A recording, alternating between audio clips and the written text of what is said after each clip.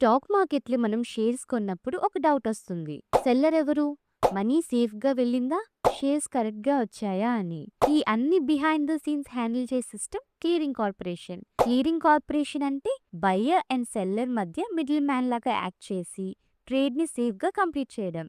మీరు shares కొన్నారనుకోండి, సెల్లర్‌కి money reach అవ్వాలి. మీకు షేర్స్ క్రెడిట్ అవ్వాలి.